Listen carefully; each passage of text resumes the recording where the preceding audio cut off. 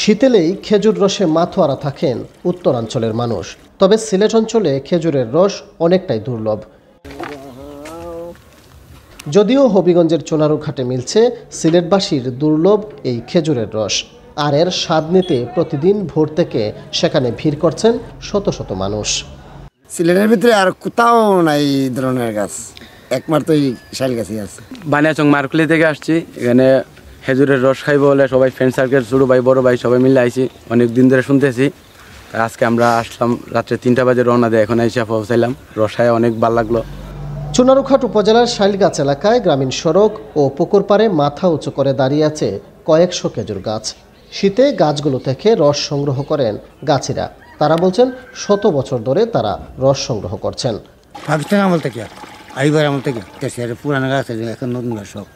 তবে সামাজিক যোগাযোগ মাধ্যমের কল্যাণে গেল 2 বছর ধরে ওই এলাকায় খেজুরের রস সংগ্রহের বিষয়টি ছড়িয়ে পড়ে। এরপর থেকেই দূর দূরান্ত থেকে আসতে থাকেন সাধারণ মানুষ। আমরা মোবাইলের মাধ্যমে লোকেশনটা জানছি, দেখে খুব ভালো লাগছে, তাই দেখতে আসলাম। দেখে খুব ভালো লাগলো। মোটরসাইকেল আমরা নিয়ে আসছি, আমাদের সাথে আরো আসছে বন্ধু বান্ধব মোটরসাইকেল নিয়ে। শুধু হবিগঞ্জ নয়, রসের স্বাদ নিতে মৌলভীবাজার ও ব্রাহ্মণবাড়িয়া থেকে অনেকেই ভিড় করছেন সেখানে।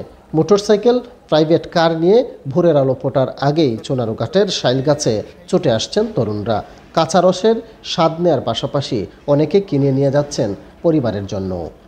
যারা আসে তারা নিয়ে যায়, খাই হয়ে যায়। এমনি করমপুর, আশুগঞ্জ, ব্রাহ্মণবাড়িয়া, মৌলভীবাজার, মারকুলি, বিশ্বনাথ, জগন্নাথপুর, দিরাই, এগুলোর থেকে আসে সুস্বাদু রস খাওয়ার জন্য, খেজুরের রস, অরিজিনাল রস খাওয়ার জন্য। গাছিরা জানান প্রতি লিটার রস বিক্রি করছেন 60 থেকে 80 টাকা কেজিতে। প্রতিদিন সেখান থেকে অন্তত 200 লিটার রস সংগ্রহ করছেন তারা। তবে গাছ কমে যাওয়া এবং মরে যাওয়ায় আগের তুলনায় কমেছে রসের পরিমাণ। এক গাছে দিত মন 1.5 মন দিত, যেমন গাছের রস কমাই দিতে পারছে 400, 200, 300। প্রতিদিন 30টা 35টা ছিল হয়, একদিন পর পর গাছ শুকাইলে পরে এরপর লাগাই। আমরা এখান থেকে নিলে 70 টাকা, টাউনে নিলে 80 টাকা, আর মেলায় গেলে 100 টাকা। তবে এখানকার রস সংগ্রহের পদ্ধতি কিছুটা অস্বাস্থ্যকর। নোংরা প্লাস্টিক ও টিনের ড্রাম ব্যবহার করে সংগ্রহ হচ্ছে রস। সেই সাথে কাঁচা রস খাওয়ার ক্ষেত্রে বিধিনিষেধ রয়েছে চিকিৎসকদের। তারা পরামর্শ দিয়েছেন কাঁচা রসে নিপাসহ নানা ধরনের ভাইরাস আক্রান্ত হওয়ার ঝুঁকি রয়েছে। সিলেট বিভাগের মধ্যে হবিগঞ্জ জেলার চুনারুঘাট উপজেলায় খেজুর রস পাওয়া যায়। সেই সুবাদে আমরা নবীগঞ্জ থেকে জানছি, মানে আমরা তো পাশে এলাকায়, আমরা সবসময় এদিকে আসা যাওয়া করি আর দেখছি। আর মানে অনেক বছর থেকে, প্রতি বছর আমরা এই জাত থেকে আইসা নেই কি। এটা মনে হয় আমাদের কিছু আত্মীয় স্বজন আছে বাইরে, মানে ওনাদের জন্য নিতেছি, আমরা নিজেও খাই জন্য।